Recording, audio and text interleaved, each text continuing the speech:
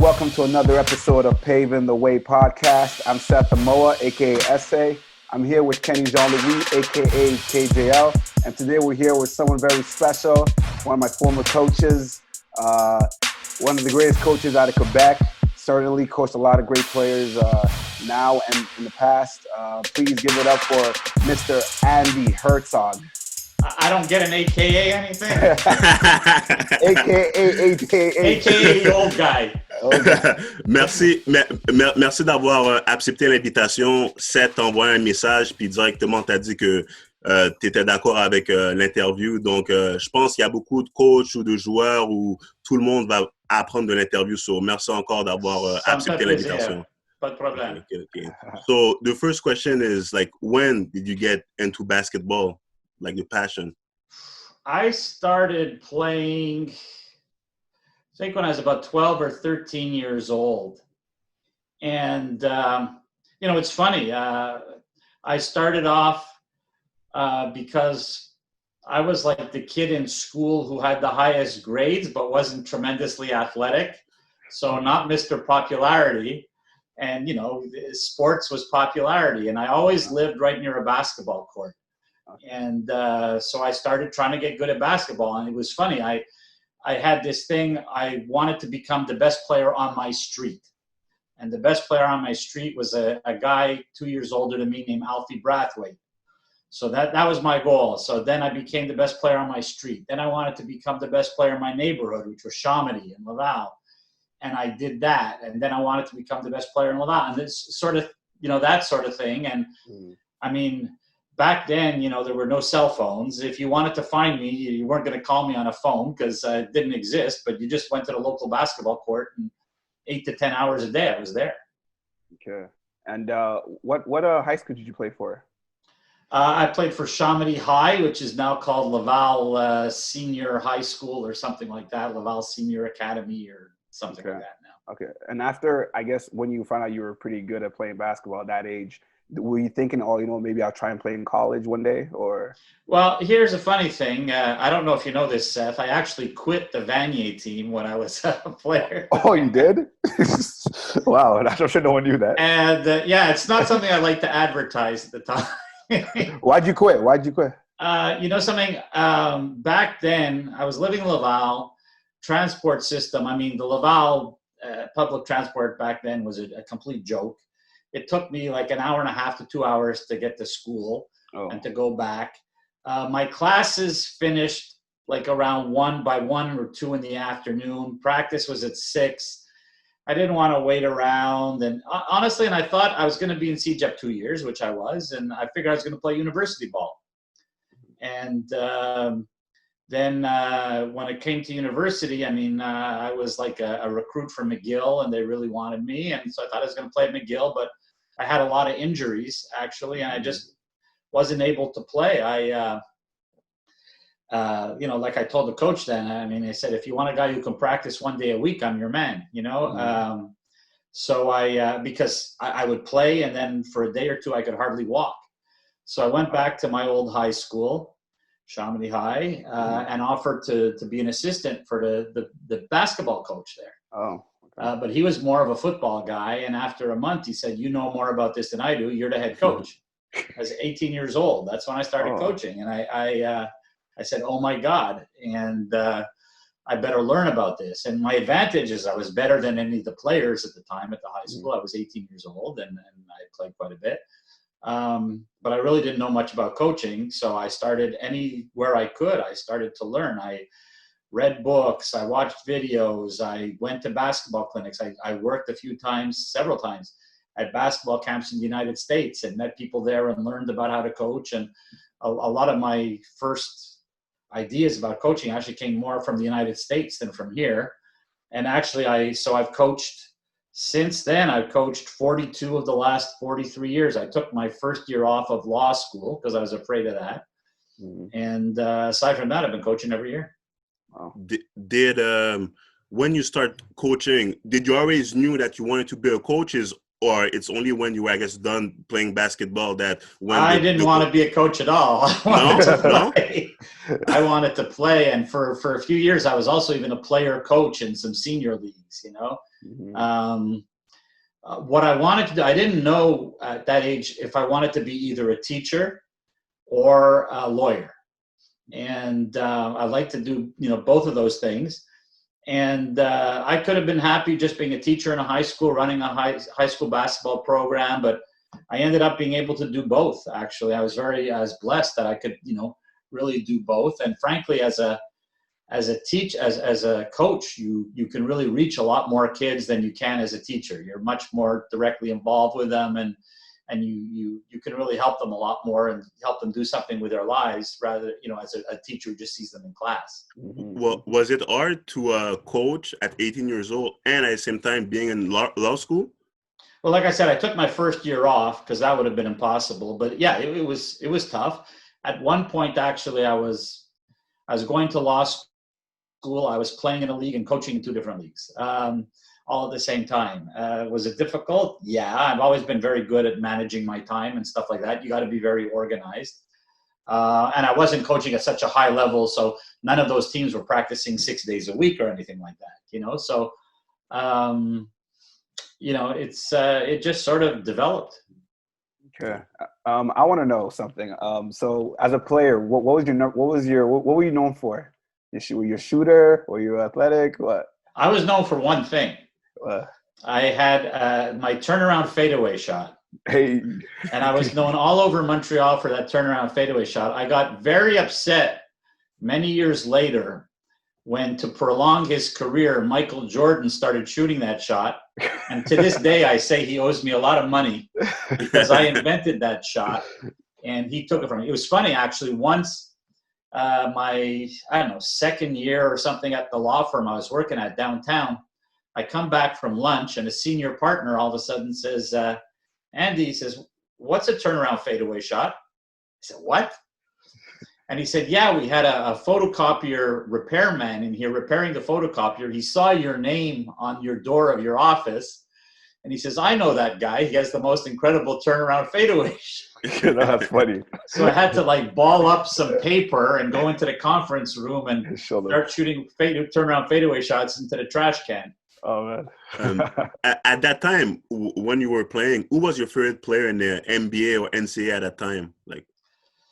I don't think, the guy I sort of copied that shot from, it wasn't exactly, but I sort of took it from him, was a guy named Elvin Hayes, the Big E, who you probably don't know who he was, but he was a hell of a player. He's a Hall of Famer. Later on, still my all-time favorite player is Magic Johnson. Mm-hmm. I was fortunate enough to see him play live a bunch of times, and just his joy for the game and the way he made everybody better, and he's my all-time favorite player. And close second is Steve Nash, because he's an old friend of mine, a buddy of mine. Mm-hmm. So with everything he's accomplished and done for basketball in Canada, it's he's a real inspiration as well.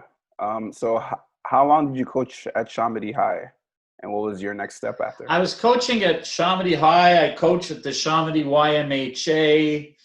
I coached the Quebec Junior Maccabi Games team, and then I was recruited to coach at Sun Youth. Oh. And I coached at Sun Youth in the 80s for a few years. We did very well. Actually, while we were at Sun Youth in the 80s, we started the first ever AAU team, summer AAU team from Quebec. Oh, okay. And because our kids, we wanted a lot of it was very political in basketball in Quebec back then. Mm-hmm. And we were winning juvenile championships, provincial championships virtually every year, but our kids couldn't make the Quebec team for certain political reasons. Okay. So our kids needed a place to play, so we just started our own team. Oh, okay. And instead of we went to tournaments in like LA and Phoenix and places like that. We played in this terrific league, which no longer exists, called the Youth East League, all up and down the East Coast, and played against guys like Alonzo Mourning and guys like that. And then it's funny because after a while, everybody wanted to play on our team instead of the Quebec team, because we were going to the States and they were going to Regina or St. John's or wherever they were going, so. What made you go to Sun Youth? Why Sun Youth? Basically, I was asked to. A friend of mine who, another coach, well, one of my oldest friends in basketball is a guy named Keith Coffin. I think you know him, Yeah. Seth. And he was he actually got me to coach at Vanier. He was coaching the what was called AAA, now Division I team. He said, "You come coach the Division II team, and you know, we'll work together. It'll be fun." And then 1 year later, he left Vanier after he had his first kid. And I was there 32 years later. But anyhow, but he also, him and another friend, Sean Burchell, who is coaching also with the Quebec team, Quebec Junior Maccabee Games team, which was in Toronto. And all the way there and all the way back on the bus, he was bugging me. They had some problems with their juvie coach. A lot of the kids had left the program and they wanted to rebuild it. And he convinced me to give it a shot and do it. Okay. Were you like nervous or scared going from Chambly High to now Sun Youth, a juvenile AAA team, knowing there's gonna be a big gap in the basketball? It's funny because when we used to play in the park, you know, if the guys once in a while would come from the inner city, the Sun Youth guys, they would just kick our you-know-whats. And I was a little nervous, but you know, you get into it and you don't think about it too much. You just, you know, do what you can. Okay. And how long did you coach at Sun Youth? You said 2 years? 4 altogether. 4? And after that, you went to Vanier. You started at Double A. And 12 years Double A, and then 20 years Triple A. Wow. Damn. And how was that experience, Double A? Yeah. You know, it's funny at the beginning because they had a lot of problems with the team the year before. They had to actually fire the coach in the middle of the year. They would get 2 or 3 guys coming to practice. They threw stuff at refs in games. It was like a disaster. So we started off, and at the beginning, guys sort of expected it to be like sort of intramurals, not very serious. And that's not how I was going to take it. And so the first about 3 years till people really knew what was going on, we were taking about 22 kids on the team at the beginning because we knew a bunch were going to quit when they saw how much running and conditioning and everything else was involved and how serious we were taking it, that you actually had to show up for all the practices and work hard and stuff like that. So, you know, there was a couple of years adjustment, and then we developed what, you know, we felt was, you know, after a while, the best Double A program in the province, but it took a little while. Okay. The big thing about that was we never, until I think my second to last year coaching Double A, I never recruited a single player. Oh, no?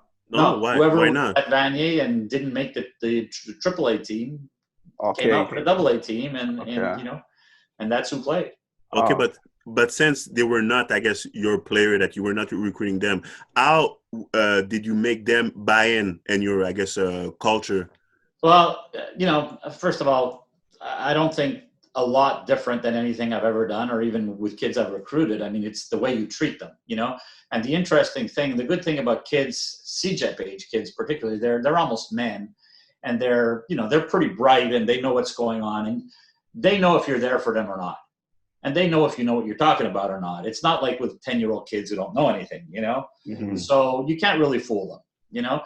But the one thing I did, because I really feel you can't coach a player effectively unless you really know them as a person, you know. So since I didn't recruit them in Double A, the first time I saw them was at the tryouts and whatever else, what I did was we had what I called rookie dinners. I took each rookie out for dinner one-on-one and just talked to them for 2 hours and getting to know about them, their families, their friends, their girlfriends, what they cared about, what, you know, what was important to them, you know. Mm-hmm. So I would get to know them a little bit. Okay. When I guess your success in Double A, and like you said, you won a Triple A. What was the biggest difference between Double A and Triple A I guess, challenges? Well, number one, recruiting. You had to start recruiting, and that's a big part of it. Number two, and it was really the Wild West back then. I mean, after 1 year, I asked our athletic director, put me back to Double A. Oh, yeah? And she said, why? I said, there's so much cheating going on in recruiting in our league, so many rules being broken. I'm not going to do that. Okay. And it's going to take us, we're not going to get a lot of the top players right away. That's for sure. And I was told, no, at Vanier, we really care about ethics and doing things the right way. Just do what you're doing and it's fine. So recruiting was one big difference. Another big difference, frankly, is just the attention. I mean, when you're coaching AA, nobody's really watching you. Nobody cares what you're doing, frankly. You know, so you have a certain freedom, you know, but all of a sudden in AAA, there's a big spotlight on you, you know, and not only that, but kids are there for different reasons. Kids are there because they want to go on to play university ball and they want to go play on scholarship in the States and stuff like that. So whereas that you know, didn't happen very much and, you know, at the AA level. So, you know, those were the big differences. And I think overall also because of the, you know, the different objectives and the aspirations of the kids in AAA, they were as a group, you know, more serious about basketball and more committed to it, you know? Okay. And when you started recruiting, I guess your own player, what are you looking for? Like when you recruit someone, like when you go to a gym and you watch someone play, like what are you looking for? I say I look for I recruit three things: character, and character. Look, obviously everybody wants talent. Yeah. But there's a lot of guys I feel just very talented guys I didn't recruit over the years. Sometimes I made mistakes, but because I didn't feel they could play for me. Number one, I don't like what I call volume shooters. I don't like selfish players, guys who have to take 30 shots a game, because we spread it around on our team and we get everybody involved, and we want people who can buy into that, you know? I want a guy who's going to – I want somebody who really wants to be at Vanier, at our program anyhow. We want somebody who's excited to be there. We want somebody who's going to represent ourselves, our college well. And we want somebody who really is motivated. He wants to – our coaches have always been gym rats. We want our players to be gym rats. We want them to be serious about school, about basketball, and be the type of young man you want your daughter to marry. That's, you know, that's the sort of thing, you know? And so character is very, very important, because, you know, these kids will make you look good or make you look bad. Yeah. You know, plus you're giving so much of your time. You want people that you're going to enjoy being around. Yeah, that's true. You know, somebody's always complaining and bitching, whatever else. And you don't want that. You don't want to be around them. No. So when you're in AAA, I guess your first couple of years, did you have a mentor? Someone you were, I guess, they were helping you go through the process of how AAA was different from AA or anything like that? Not really. An old buddy of mine was coaching at Montmorency, Guy Parizeau, who's now retired, who was also like a legendary basketball coach. And we had coached against each other, and we'd just been friends for years. So, you know, he gave me a little bit of the lay of the land in terms of recruiting and stuff like that or whatever. But I mean, it was funny. Back then, you didn't have letters of intent. So my first recruiting class, there was a kid, I won't mention him. He was playing at Collège Laval, and I was just talking to Guy in the summer, and he said, you know, hey, you know, who'd you recruit for next year? And I said, okay, I recruited this kid from Sun Youth. I recruited this kid from Collège Laval. He said, who? I said, I give him the name. He says, oh, really? He committed to me too. And so we just both agreed that we called the kid and gave him 48 hours to make up his mind. And he ended up going to Montmorency. And about a month into the season, he called me and asked, he says, I'm fed up with him already. Do you want him? I said, no, it's okay. You can keep him. But no, aside from that, nobody really. By then I had been coaching over 20 years already. Yeah. I had been at Vanier, you know, with the AA team for 12 years. So, you know, I saw a lot of the AAA games. I know a lot of the coaches. I saw what was going on. I knew the league quite well. I also, from time to time, a lot of the AAA players had asked me to work with them individually on skills and stuff like that. So, you know, I was, you know, very aware of what the league was about. I didn't really, at that point, because I'd been there 12 years into college, I didn't really need that kind of help. Okay. Just a quick question. What would you tell a player that been to a French school, his old high school, and really want to come to Vanier, but he doesn't think that maybe his English is good enough and he's scared because of school? So what would you tell like a guy that you want, but he's French? that's happened a bunch of times. And there was one kid I remember who lived up in Chicoutimi. And I mean, he said that, and I don't want to give you my recruiting secrets, give them away too much, but Okay. you know, he was afraid, and his parents were afraid for him to go to school in English because he didn't, speak English. But at the same time, he's telling me he wants to go play in the NCAA. Well, how are you going to go play in the NCAA if you don't speak any English? I mean, Cégep is a great time for you to improve your English.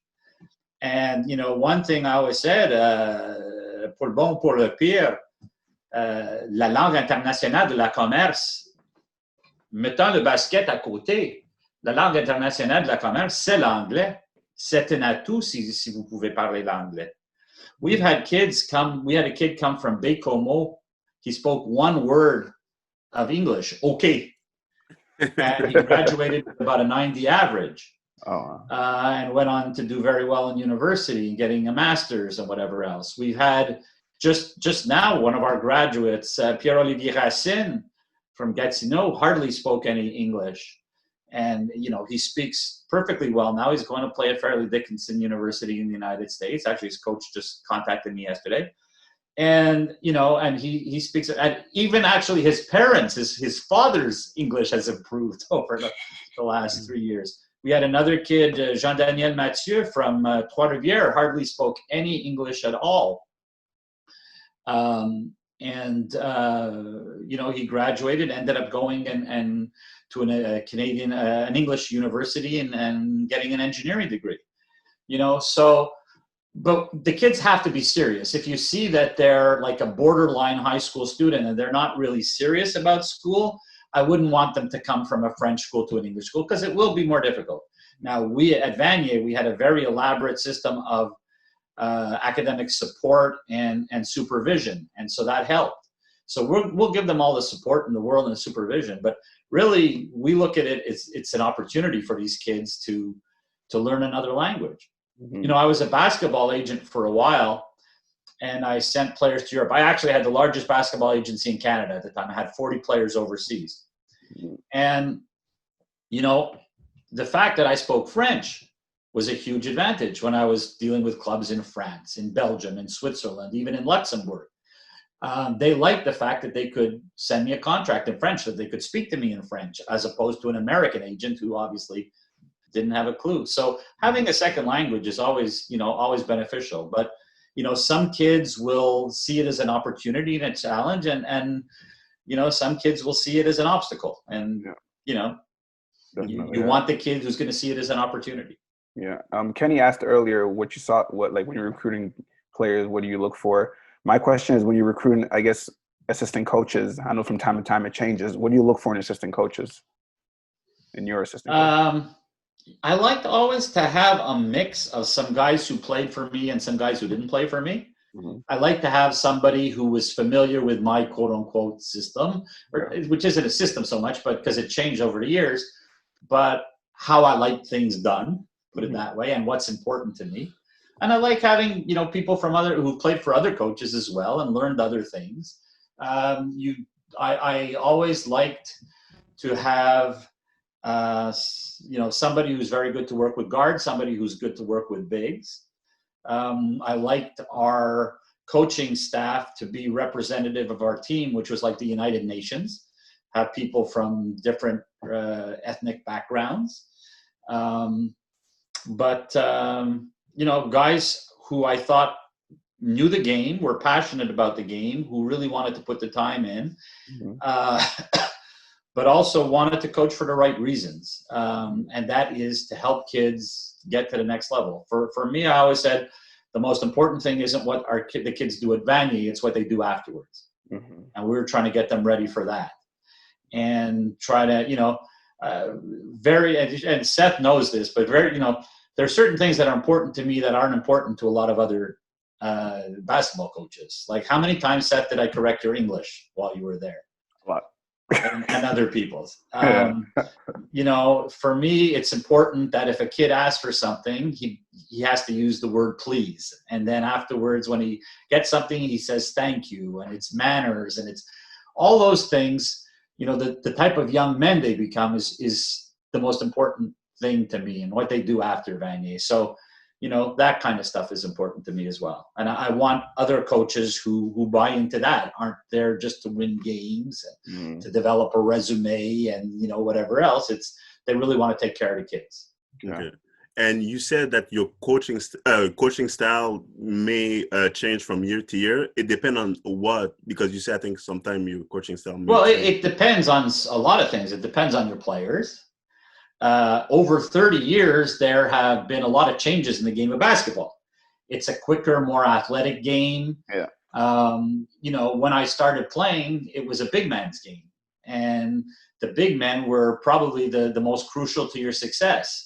Now, I said in the last many years, whoever has the best set of guards wins, and it's a very different, the rules have changed. So you can't run as much continuation offense as you can anymore when you're looking at a 24-second shot clock. Yeah. Okay, you have to have a lot more quick hitters, a lot more putting your players in one-on-one situations and making sure they have the skill to take advantage of that. Mm-hmm. So there have been a lot of changes in the game. Then you change from year to year. I like to say that I've been able to, over the year, change from year to year based on the composition of our team and the type of talent we have. Mm-hmm. So we've changed our offenses many, many different times over the years. I mean, what we've run the last couple of years, Seth, isn't at all what we ran when I coached you, aside from some of the quick hitters we still use. Mm-hmm. But so that changes. Okay. Other things have changed over the years is, for the most part, how you deal with kids are the same. If you treat them fairly and if they know that you're there for them and you really have their best interests at heart, you'll be fine. But, kids over the years with the, cell phones and computers and everything else, the attention span of players has changed a lot.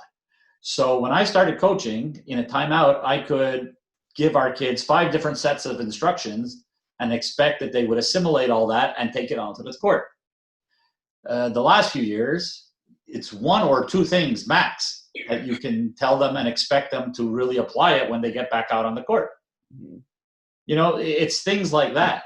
Okay. It's things like dealing with kids now who it's a little more of an instant gratification society.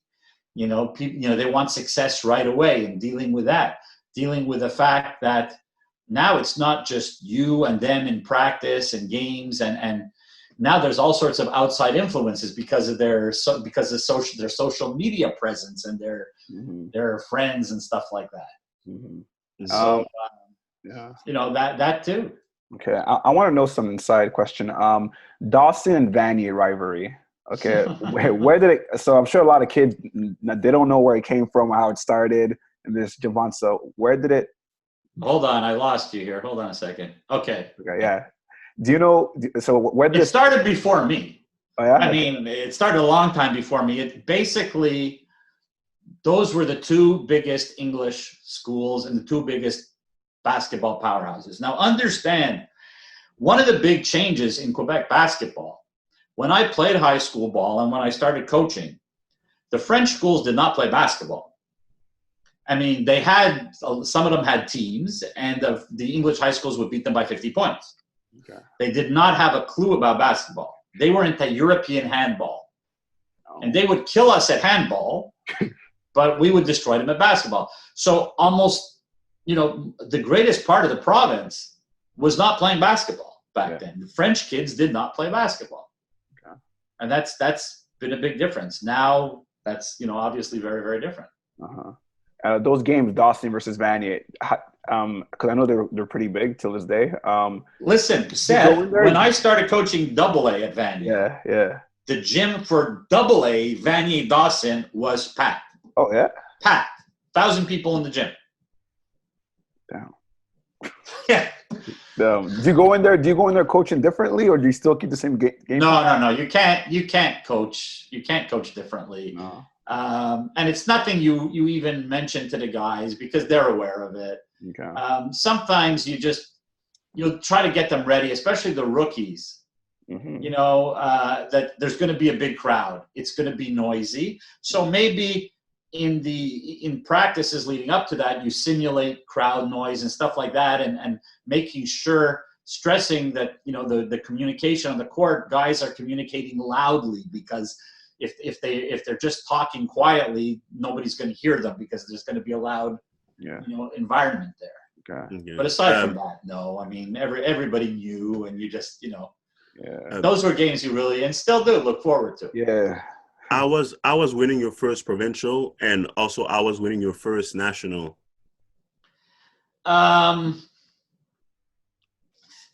You know, and I wished I had a chance this past year to win the second national, but that's a different story. COVID took that away, but it was incredible. I mean, the national was first provincial, both first provincial AA, first provincial AAA, first provincial when I was at Sun Youth. You know, each time it's very special. You know, and it's sort of like a vindication of what you've been doing with your program. You know, and when I took over the AAA team, it wasn't in a very good place. I only had 3 kids held over. I only had really 2 real recruits, and I brought up 5 guys from my former AA team to play AAA. And, you know, it took a few years. So, you know, certainly vindication about, you know, a little bit about what you're doing, although it's not about that so much. You know, it's about, you know, the kids, like I said, getting to the next level and you know, doing things with their lives. Yeah. But yeah, the nationals in particular, I mean, Seth was there. I mean, it was you know, there's always people out there telling you don't know what you're doing, or you're not doing this right, or you're not doing that right. And, you know, it's kind of shuts some people up, you know, but so that's nice. But, you know, I was just so happy for the kids, you know, and, you know, we've had even other championships, provincial championships. Like we had 2 kids who came from Trois-Rivières. They played on the Séminaire de Trois-Rivières team, and they had never, even when they were in high school, you know, really challenged for a provincial championship, you know, and never had an opportunity to even play for a provincial championship, much less win one. And, you know, when they won at Vanier provincial championship, you just see them hugging and crying and being so happy. And, you know, it's just a tremendous feeling, and you know, every time. Now I have to say, the last couple of years was not at all as for me personally as emotional, or because we were really expected to win. 2 years ago we went undefeated, first time in something like 30 years a team in our league went undefeated. So everybody's just expecting us to win. And it would have been a disaster had we had not won the provincials, and we ended up playing probably our worst game of the year in the provincial finals, but managed to win it. So it was more relief of anything, you know, than anything else. And then last year, again, we were expected to win it. The guys all expected to win it. Finished in first place, and I think we were the best team. But also the year before, we had been upset. We lost a big lead, and we lost in the national semifinals. Yeah. And since that day, everybody's goal was to come back the next year and win nationals. And we had most of our team back. And so not just me, but you know, even afterwards, after winning the provincials, the celebration was a little subdued. And I even asked the guys, and they said, "Coach, this isn't our goal. Our goal is to win nationals." So, you know, I think the last couple of years was more of a relief really than elation, you know. Yeah, unfortunately, that national championship opportunity just, you know, like a lot of other people's, was taken away because of COVID. That year in 2011, when you won nationals, a lot of things were not going good. And that's the funniest thing. Yeah, you know, they say to win a championship, everything has to go right. Yeah, just nothing went right that year. Kenny, I don't know what Seth has told you, but it started off in preseason. We always play this exhibition game against the players from the Camp d'Excellence to help them out, you know? And I always say, I just want one thing. Nobody should get hurt. Seth breaks his leg, has a titanium rod having to put into his leg. We think he's done for the year. Yeah. And he ended up able to come back second semester. Then we had a bunch of other injuries, sicknesses. The night before provincials started, the Final Four, our whole team got food poisoning.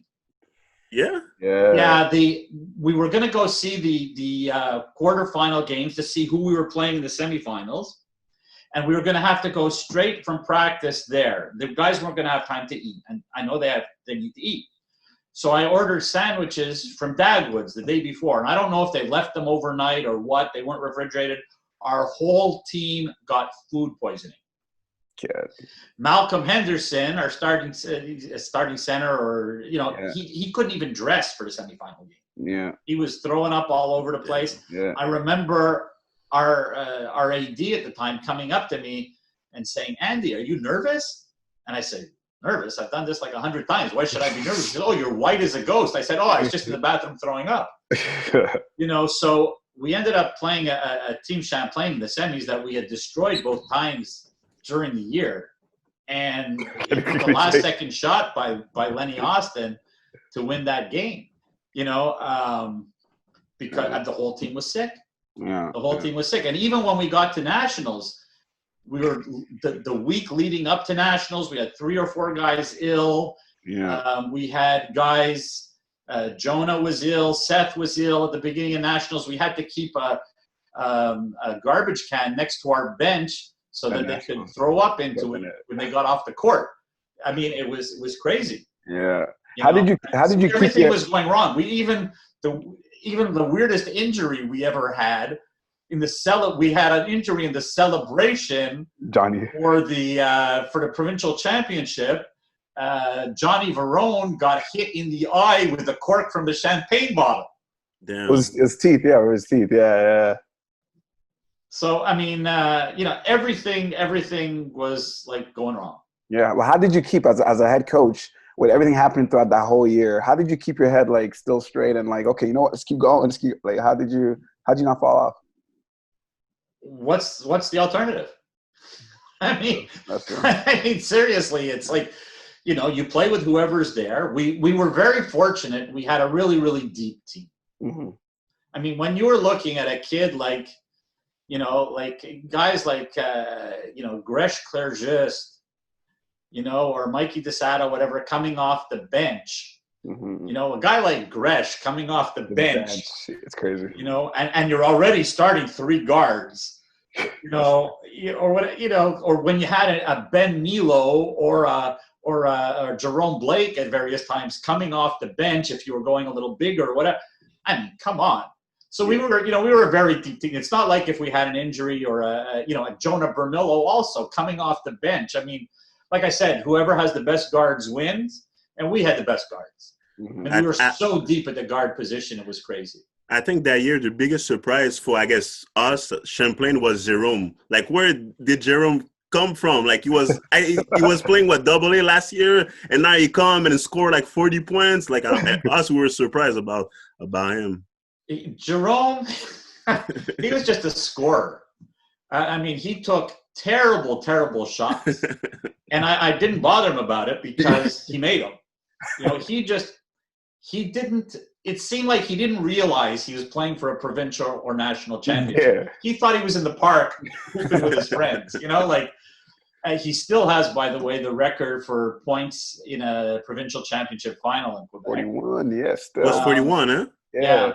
Yeah. And he was a scorer, and he averaged about 30 a game in AA, and he's there, and we see him, and we brought him up, and in the middle of the previous year, so it took him a little while. It's hard to join a team in the second half of the year, and it takes a little while to get acclimated or whatever. Mm-hmm. But he was just a natural born scorer. It's funny. I remember, I won't mention who, but a university coach coming to see him play.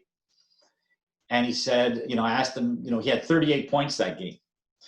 And we were playing Edouard and at home. And the coach said, well, I'm not sure. He's a small guard. I said, Coach, he just scored 38 points in one basketball game. I said, your whole team scored 38 points your last game. I said, you don't think you could maybe use this kid? Anyhow, but yeah, he was just a scorer, a baller, Yeah. But do you often do that? Maybe take guys from the AA or like? It depends on the year. I don't want to take them. Look, having been the AA coach, and we back then, a lot of our kids moved to the AAA team and they just sat on the end of the bench and did nothing. Mm-hmm. So I don't want to do that. I never wanted to take a kid and he wasn't going to, contribute and have a chance to play or whatever else, just to fill out a roster. Yeah. Because I respect what they're trying to accomplish also, the AA team. I did it, but if he really wants to help us, if he really wants to play and we think he can help us, absolutely. Now, some kids don't want to.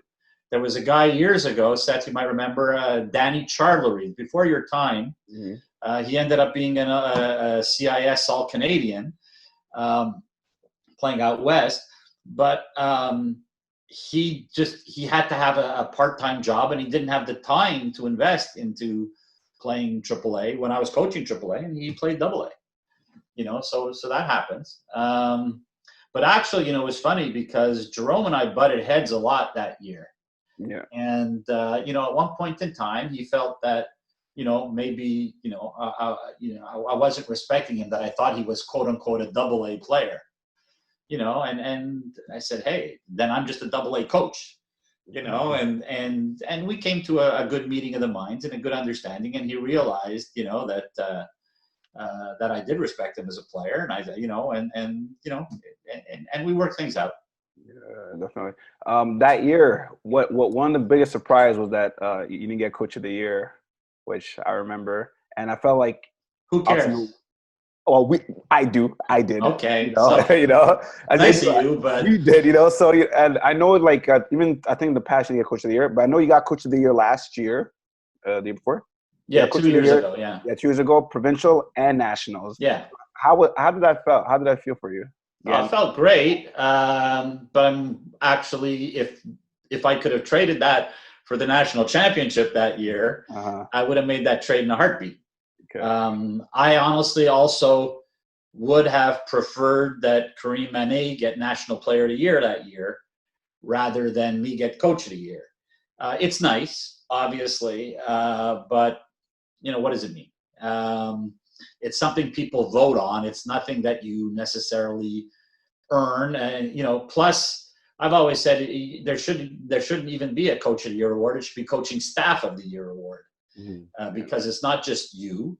It's, the whole coaching staff that, that does the job, and they're as much responsible for the team's success as I am. I always said, and I've said this for over 30 years, all my assistant coaches have the same job description, which is to stop me from screwing up the team too badly.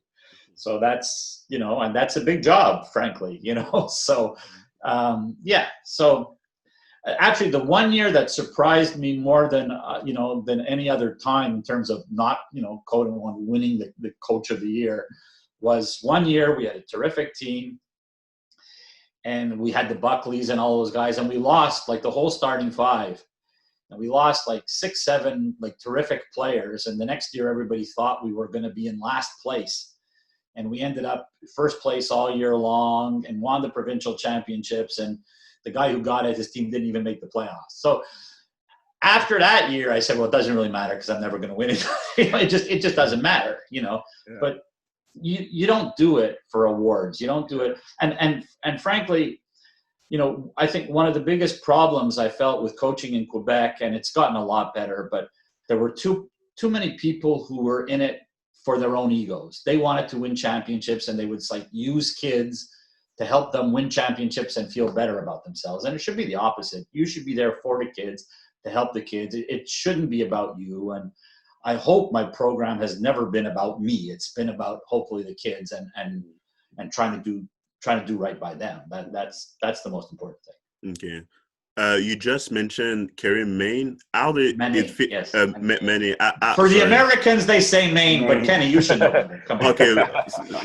You know what an accent aigu is, Kenny. Come on. Okay. Okay. So how do you coach a guy like him, like an NBA prospect?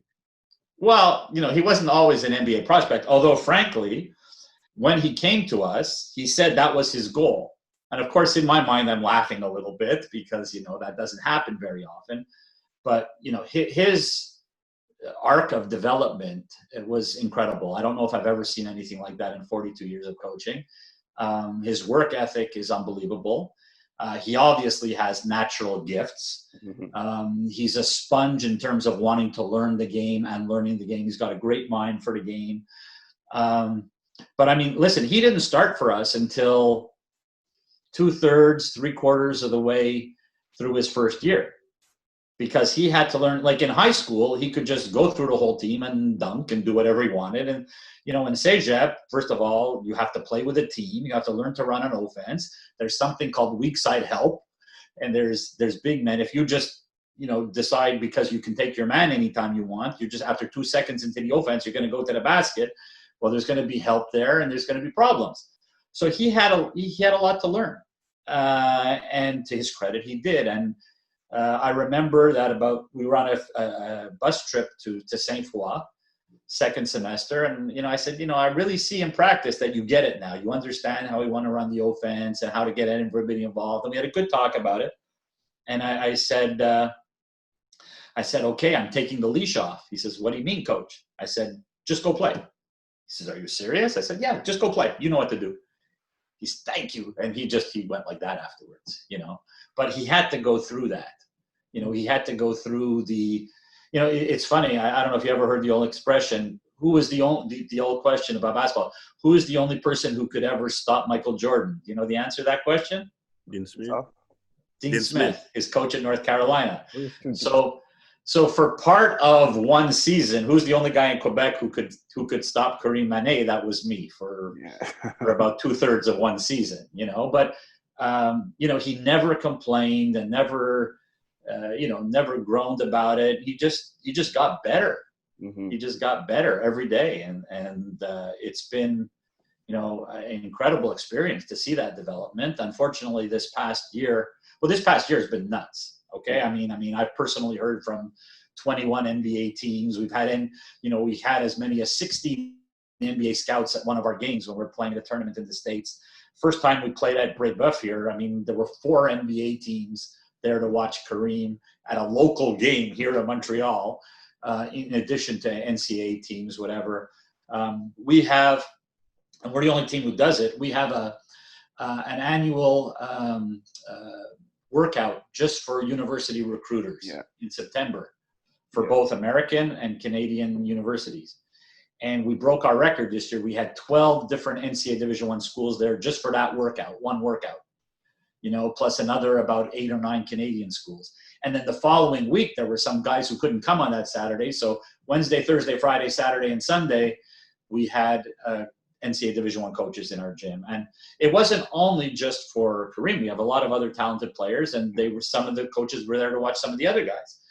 But Kareem obviously brought a lot of attention to our team, to, I think, you know, all of Cégep basketball. And I think it was actually a shame that the league didn't do more to promote that, you know, because he should be the poster boy for Cégep basketball. Exactly. Yeah. By the way, congratulations, because I know you won over 700 games. Yeah, it's 740 something now, I think. After last year. I don't know if I'll ever win another one, but no, maybe. You know, well, I'm not coaching this year, and who knows about the you know, after that. So but that's a bunch of games. It means I had a lot of good players play for me over the years. Before we get into that, one thing that was really good, I remember my time was there, was that how you brought the team together a lot. You know, where we had dinners, we had activities, we had bonding stuff to do. And I remember, like, later on, I think 4 years later, after my year, one of your players, I forgot his name, he came to me and asked me that question. He's like, yo, I don't understand. How was your team so close? You know, how did you guys win that year nationals?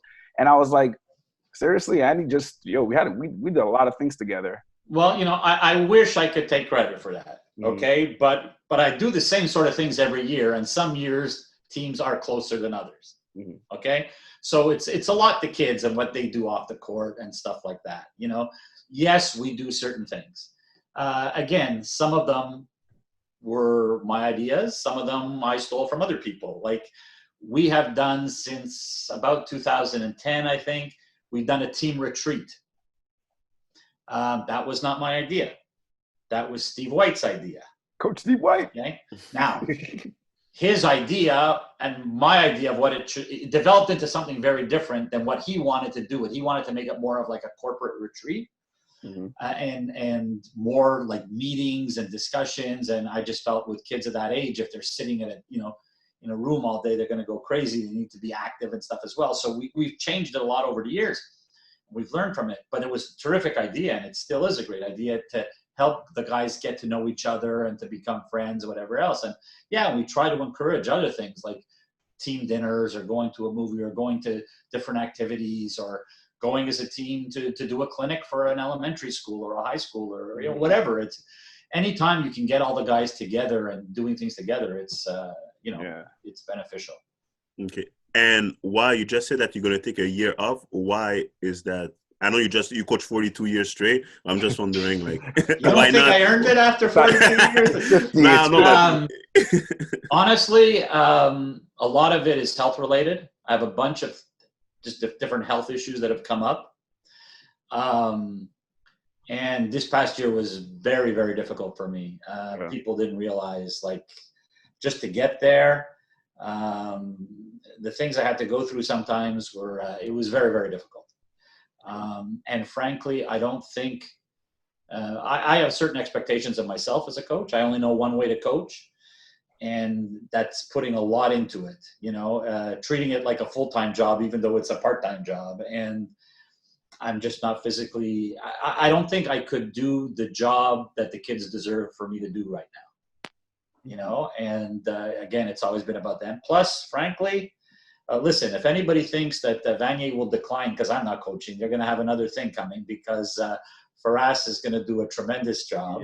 Yeah. He's, I told him the other day, he reminds me of me after about 10 years of coaching at Vanier. I think he's at that stage, so he's way ahead of when what I was at the same age or whatever.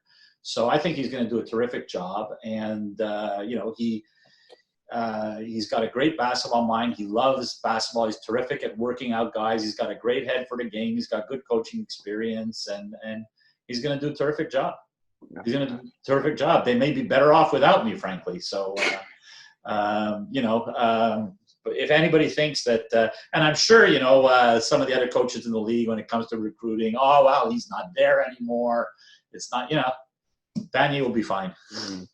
How did you, before we play the game, how did you, I know you begin a lot of players that want to come to Vanier, right? And I know that for a fact.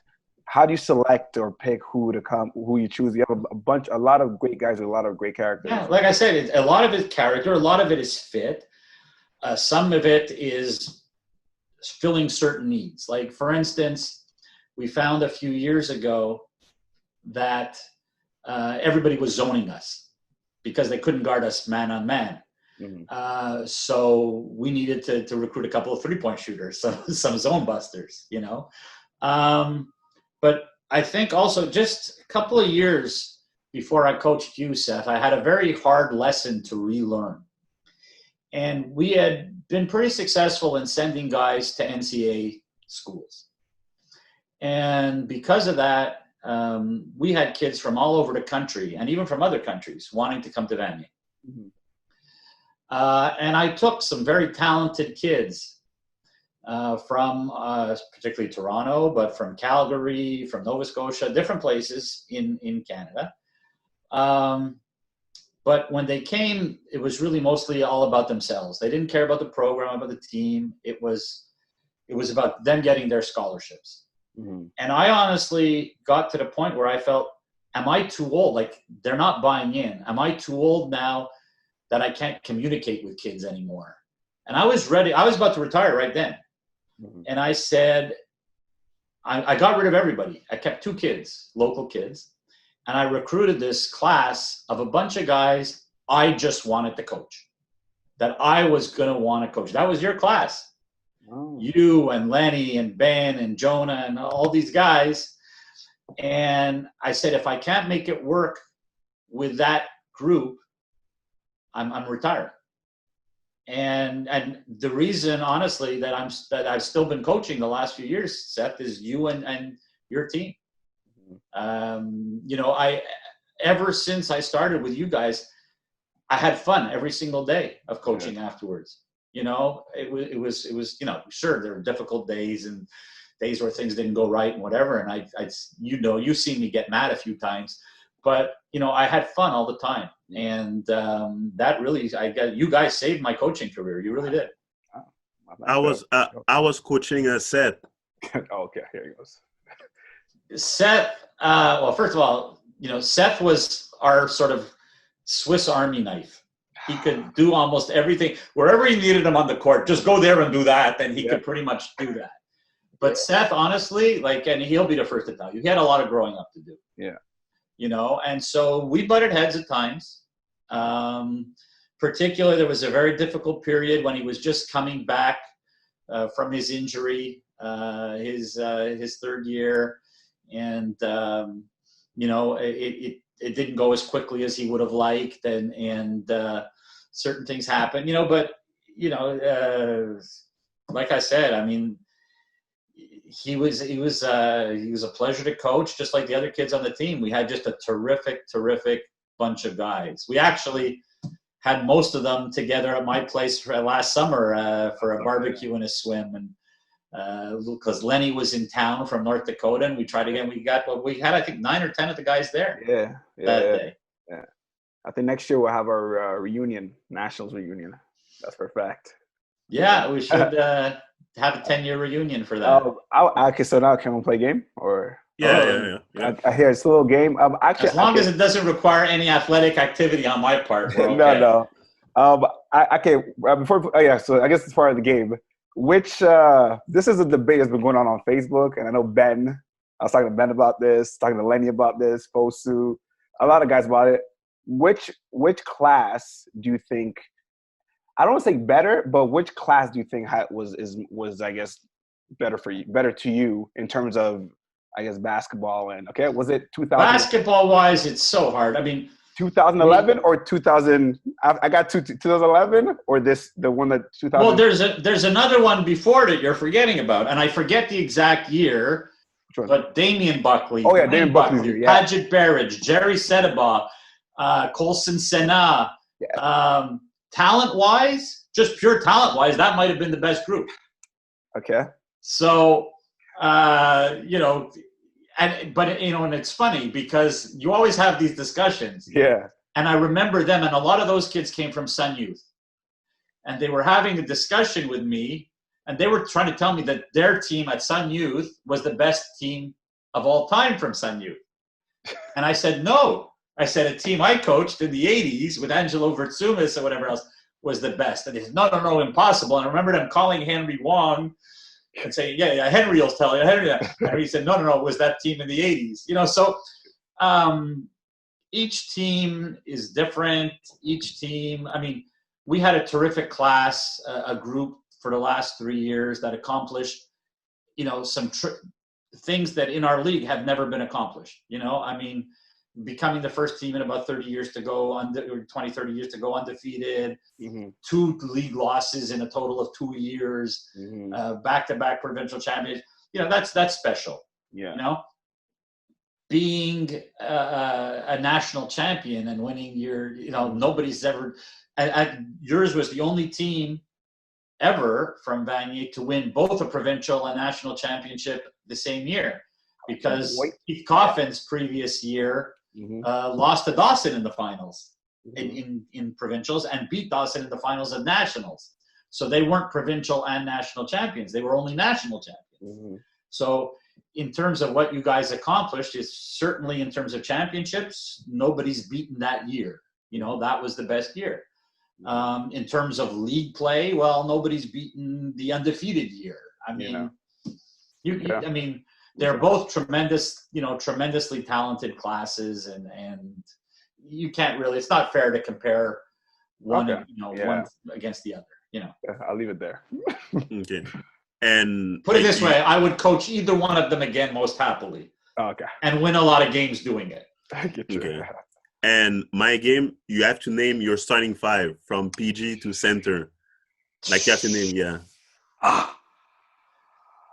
Wow. That's a lot of players coming through. You can't. I mean, it's almost impossible. Yeah, PG, I'll give you a few names for each, I guess, and I'm going to be forgetting guys, I'm sure. PG, Damian Buckley, Kareem Mané. Who was the point guard really on your team? I mean, we didn't really have a point guard. Lenny, no, it was Lenny. Nah, B. See, that's the thing. Our team was Lenny. loaded. Our team was loaded. You don't understand, Kenny. It was Lenny. Anyways. He wasn't the point guard. No, he wasn't. But okay. But he wasn't a pure point guard either. Yeah, No, he wasn't. Okay, so who was the point guard? Whoever brought up the ball. Yeah, that's it. We had 3 different guys, and sometimes 4 or 5. When you add in Jonah and Gresh and Mikey, maybe 6. Shooting guard, Paget Berridge, Ben Milo, Jerome Blake, Lenny Austin, Khalifa Kulamala. I'm going to shoot. Yeah, he can shoot it. Any of those guys. If point guard, throw in Ginyun Gala also into the mix. At the 3, Seth would be there. Colson Sena would be there. Mark D'Agostino. Oh, another one at point guard, Adrian Sapp, obviously. Oh, yeah.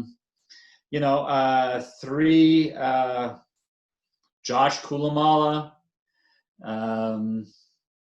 There's been a lot. I mean, who's a 3, who's a 4. Sometimes we used to play Seth at the 4 sometimes, and that would be a huge advantage because he was athletic enough he could guard guys a lot bigger, but then they couldn't guard him on the other end. So was Seth the 3, was Seth the 4? I don't know what you were.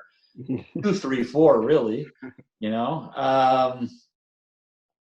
And then up front, I mean, Jerry Sedaba,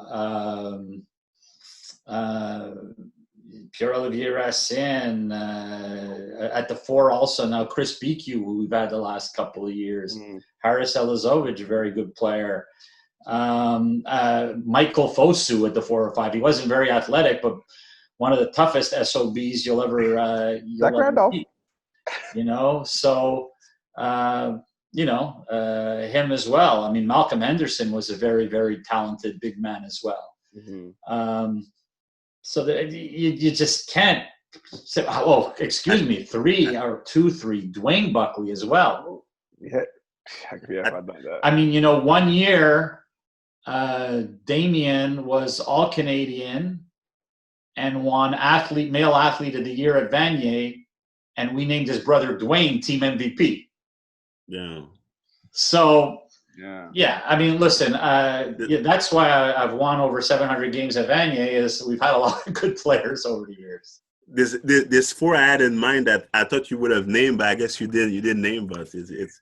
I honestly, you can't. I mean, like me, I was thinking of Tevon Walker. I was thinking of Max. Tevon, my God! It's like I told you, Tevon. I mean, and again, Tevon, what was he? Was he a 1? Was he a 2? Max Joseph, mind you, we only had Max for a year. Tevon, Schneider Suffrard at the 4 also. I'm forgetting about that team. Ernst Laroche. Oh my God! Wait, point guard. Yes. Richard.